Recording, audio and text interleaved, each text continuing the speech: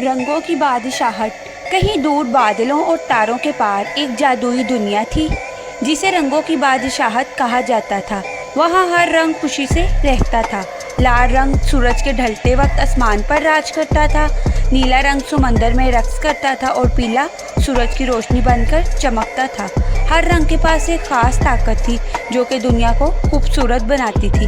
एक दिन एक उदास और मध्यम रंग सरमई ने खुद से कहा, मुझे सब नज़रअंदाज करते हैं, सबको नीला, पीला और लाल रंग पसंद है, मुझे कोई नहीं चाहता। जलन इसके दिल को भर दिया और इसने फैसला किया कि वो तमाम रंगों को कैद कर लेगा और खुद बादशाह बनेगा। रात के अंधेरे में सरमई रंग छुपकर शाही महल में दाखिल हुआ। इसके हाथ में जादुई ब्रश था।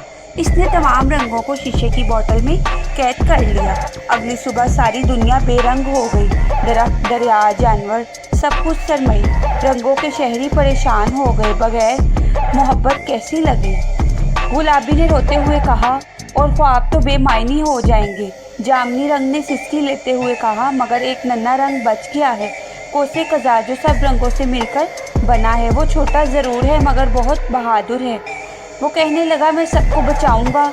उसने ऐलान किया। वो अपने रंगीन बादलों पर सवार होकर पहाड़ों की चोटी पर गया जहाँ सरमई एक अंधेरी गार में छुपा हुआ था।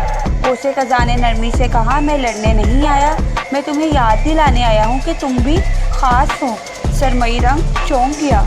इसे किसी ने आज तक ख़ास नहीं कहा था। तुम बारिश से पहले आसमान को सुकून देते हो, चांदनी में चमकते हो, हाथियों के रंग में शामिल हो।